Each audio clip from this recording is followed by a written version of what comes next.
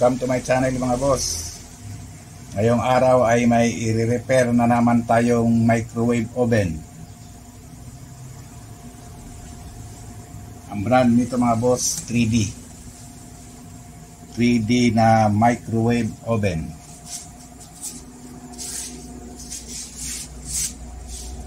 Ito yung model niya mga boss sa likod. Model WP-800L 20-5. Ang problema daw nito mga boss ay ayaw na ring uminit. Check natin sa loob mga boss. Yan mga boss, nabuksan na natin yung microwave oven. Ito yung magnetron niya mga boss. Magnetron, high voltage transformer, high voltage capacitor, high voltage diode. Ayan. At saka may high voltage fuse. Bago natin yan mahawakan mga boss, ganun pa rin yung proseso natin sa pag-repair nito kasi medyo delikado ito. Baka may laman pa yung capacitor sa loob. Yan. Gagamit lang tayo ng jumper wire. Ito i-connect natin sa ground para pang discharge natin dito sa capacitor bago natin ito mahawakan mga boss para safe tayo na mag-repair.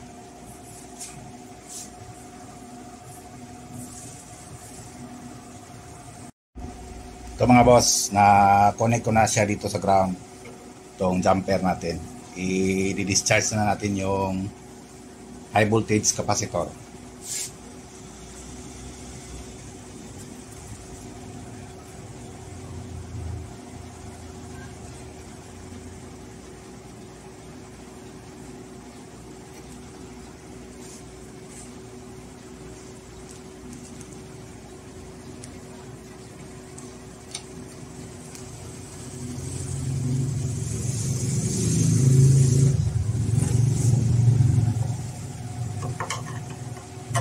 Pwede din natin ito i-short mga boss. Tanggalin lang itong ground.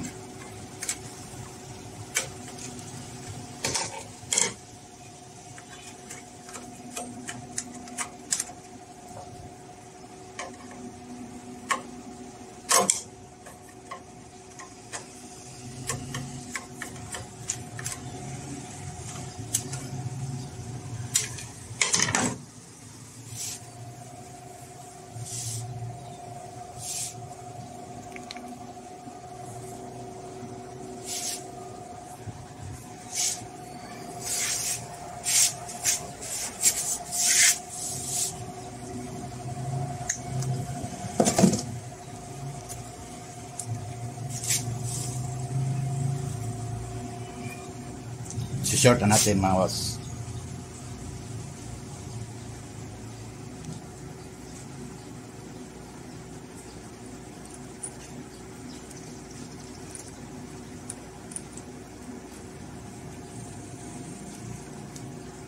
Yan.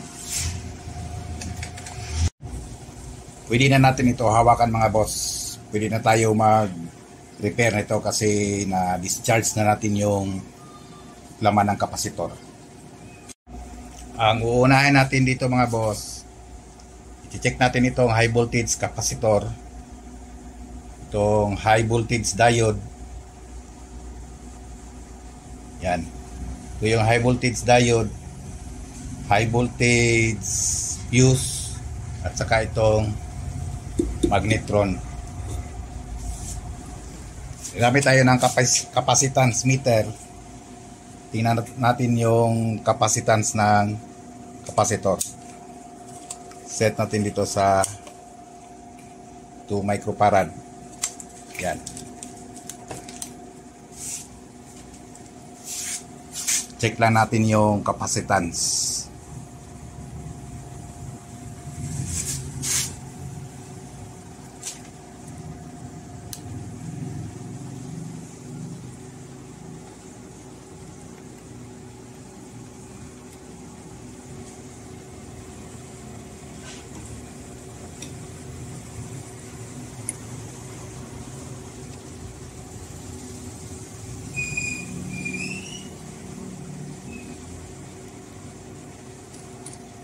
Parang sira na ito mga boss. Hindi na yung reading niya, hindi na tama yung reading niya. Ang sunod itong muna, check din natin itong high voltage diode.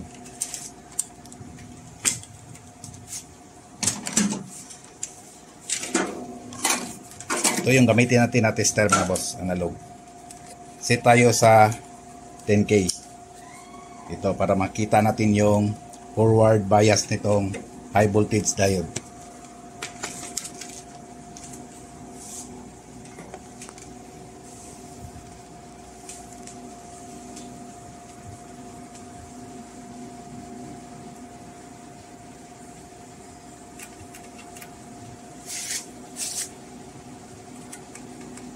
I-ano lang sa ground yung isang probe dito lang sa ground, tapos yung isa dito. Yan, ito yung forward bias ng high voltage diode. I-reverse natin.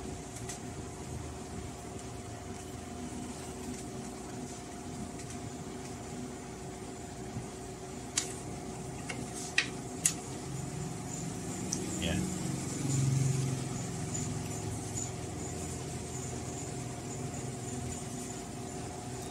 Sabihin good pa itong high voltage diode. Ito na namang high voltage fuse, baka nag-o-open na ito mga boss. Check lang natin. Set tayo sa times 1. Yan.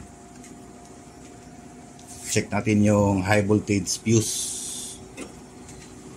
Ito. Tapos yung kabila ay ito dito.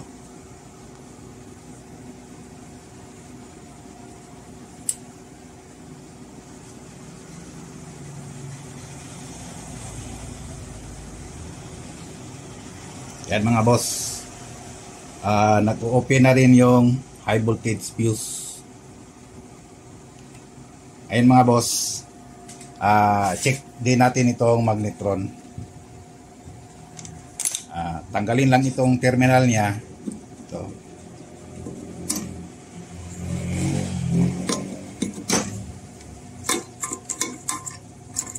Check natin yung magnetron kung grounded na ba siya. Dito tayo sa times 10K mga boss. Check natin yung terminal to ground.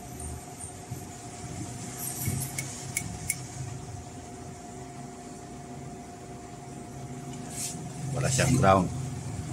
Kabila.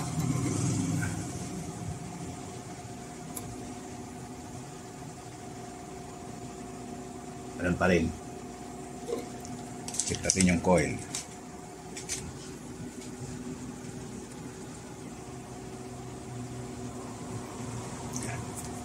Ibig sabihin, okay pa itong magnetron mga boss. Hindi pa siya grounded.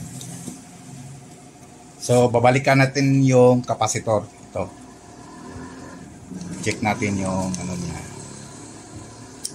Discharge niya. Kung magdi-discharge pa ba siya. Set natin sa 10K.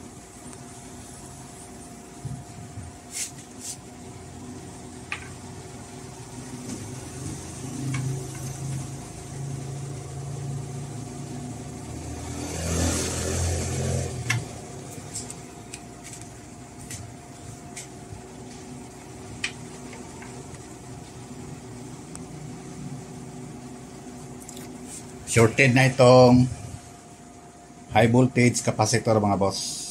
Ito yung dahilan kaya pumutok itong high voltage fuse.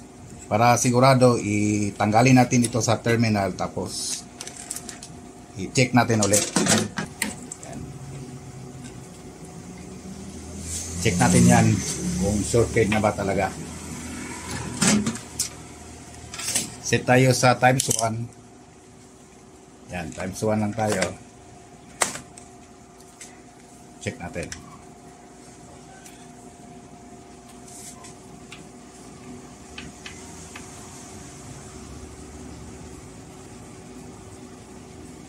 Yan mga boss. shorted na yung capacitor, yung high voltage capacitor. Baliktarin natin.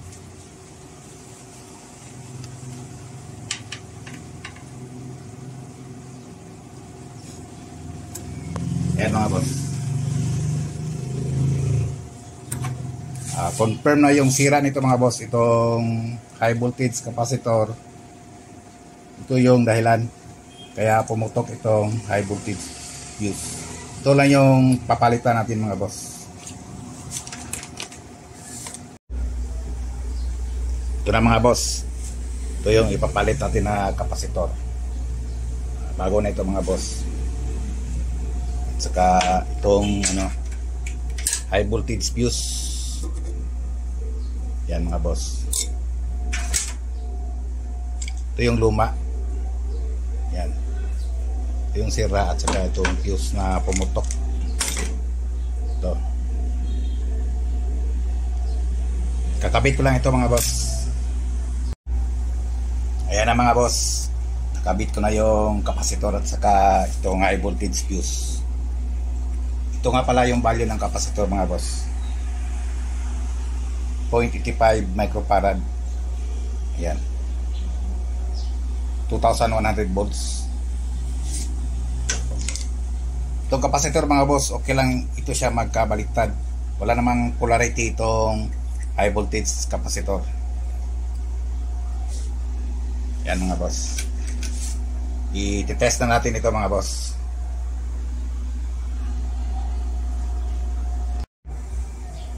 Yan mga boss, i-testing na natin.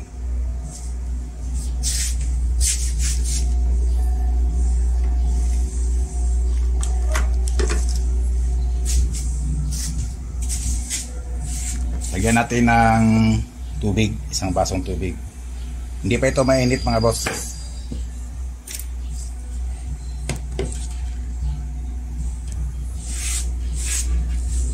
Ito yung temperature niya mga boss.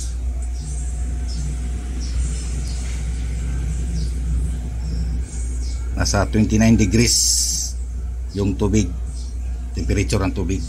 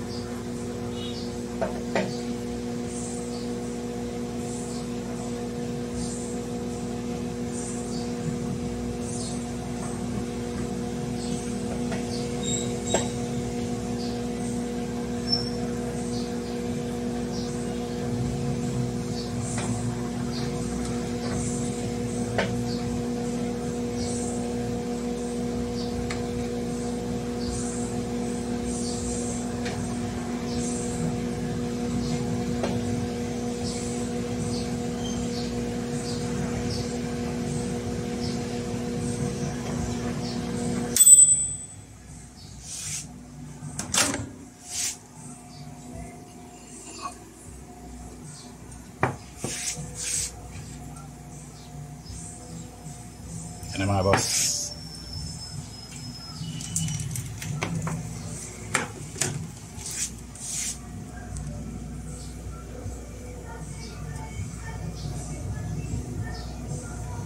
Ayan mga boss, nasa 56 degrees na yung tubig.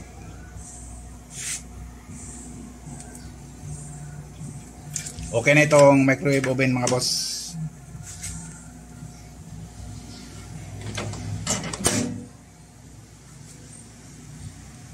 Hanggang dito na lang mga boss. At maraming salamat sa inyong panonood.